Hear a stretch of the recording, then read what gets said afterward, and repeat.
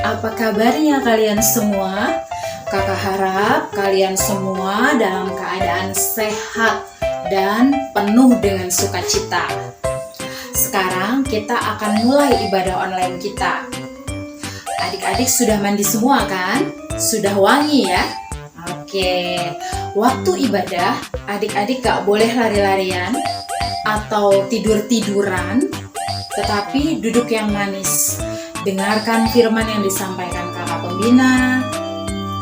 Kalau perlu, kalian siapkan alat tulis untuk mencatat hingga nanti kalian bisa diskusikan dengan mama papa atau kakak pembina yang menghubungi kalian. Sudah siap semua? Oke, Keiga Warrior, let's go!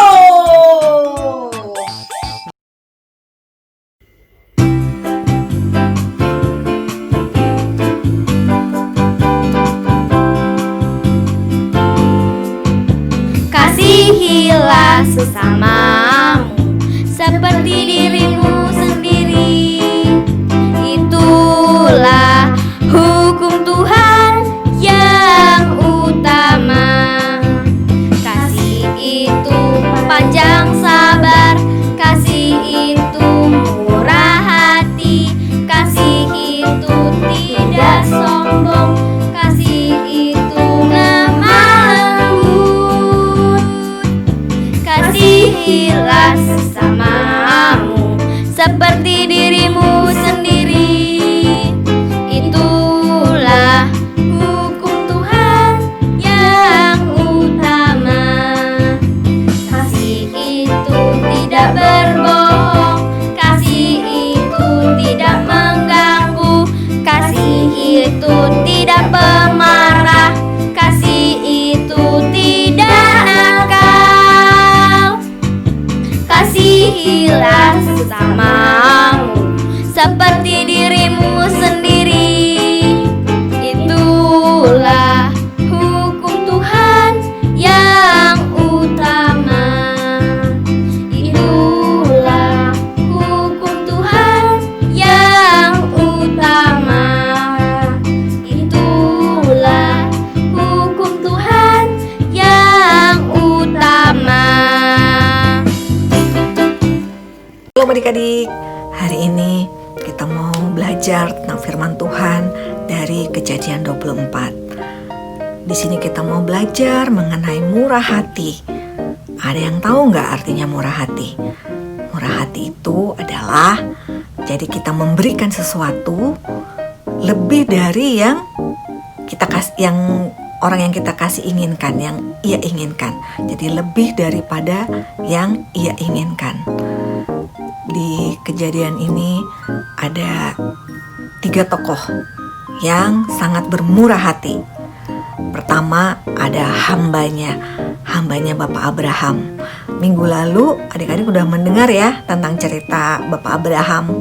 Bapak Abraham punya anak namanya Ishak. Nah, di sini kita mau juga mendengarkan cerita tentang Ishak.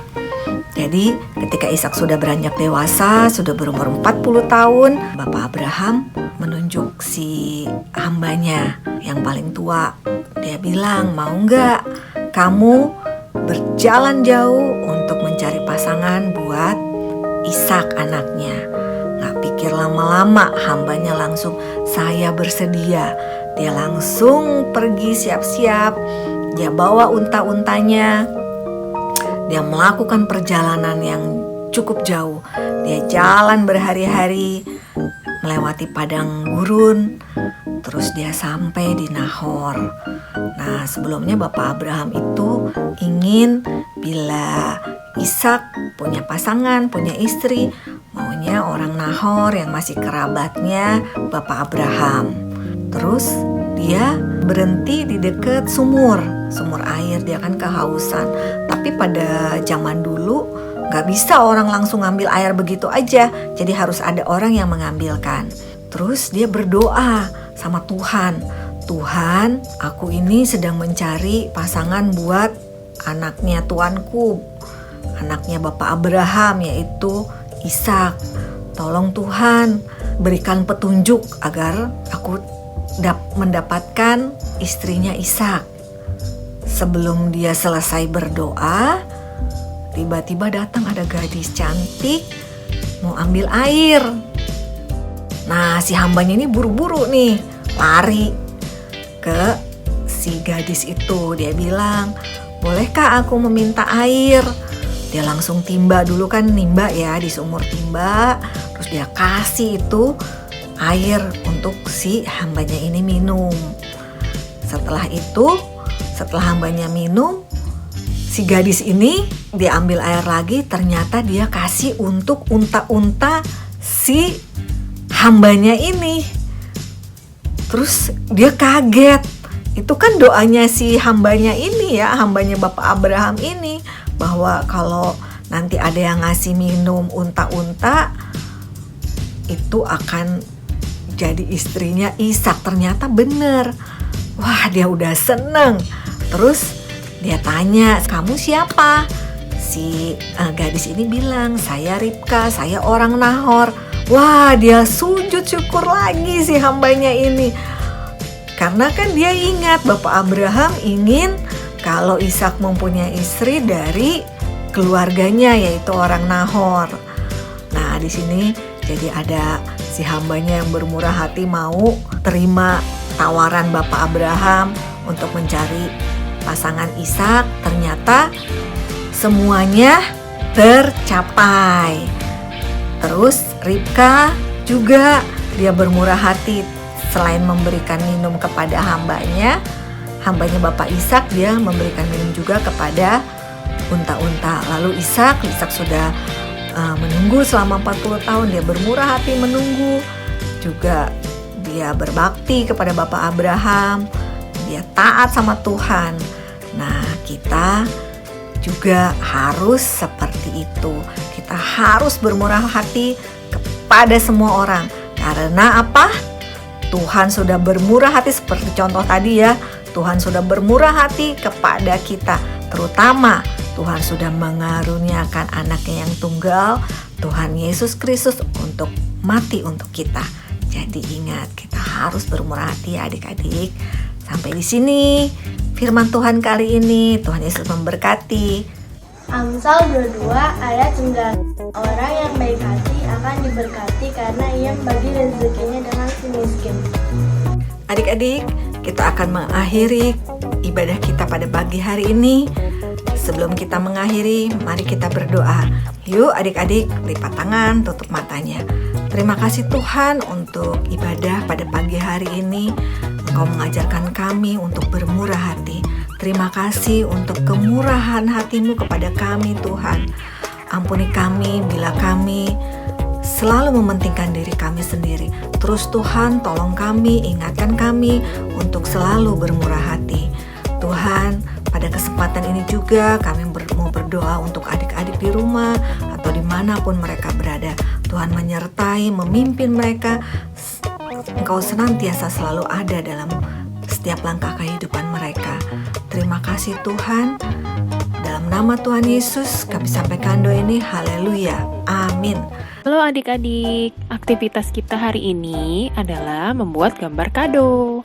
Nah, yang perlu kita siapkan adalah kertas HVS, pensil, spidol, boleh yang besar, boleh yang kecil, pensil warna, dan juga penggaris dan gunting, karena nanti kita akan menggunting gambar kadonya.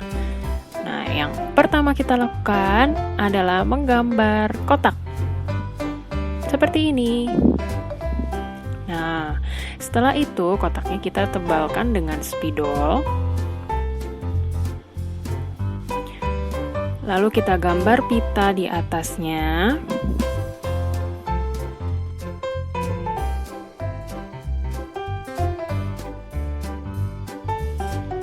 Dan kita gambar pita di dalam kadonya.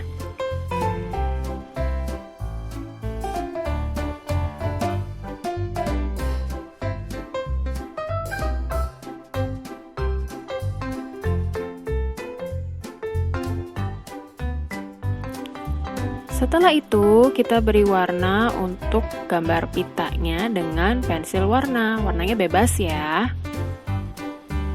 seperti ini.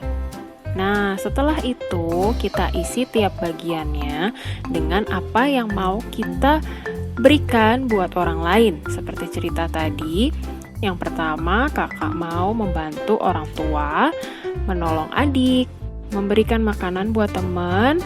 Lalu kakak isi lagi dengan berdoa untuk Indonesia karena kakak sayang sama Indonesia.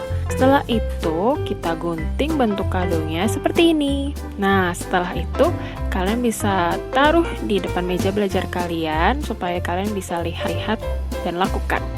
Tuhan memberkati. Nah, adik-adik, tiba saatnya nih kita ada pengumuman. Nah, minggu depan kita akan melakukan ibadah online via Zoom untuk kelas kecil dan kelas besar. Dimulai jam 8.30. Zoom akan dibuka mulai 8.15. Untuk ibadah online via Zoom, kita ada peraturannya ya. Yang pertama, kamera harus selalu dinyalakan atau dalam posisi on. Yang kedua, tidak boleh makan atau minum. Posisi duduk yang rapi, pakaian harus rapi, bukan memakai piyama. Yang ketiga, mikrofon harus dimatikan ketika pembina bicara. Kalau kalian ditanya oleh pembina, baru kalian nyalakan mikrofon ketika hendak menjawabnya. Yang keempat, minta izin jika mau ke toilet. Yang kelima, kalian harus berpartisipasi dengan baik. Oke? Sampai jumpa minggu depan di dalam ibadah Zoom kita.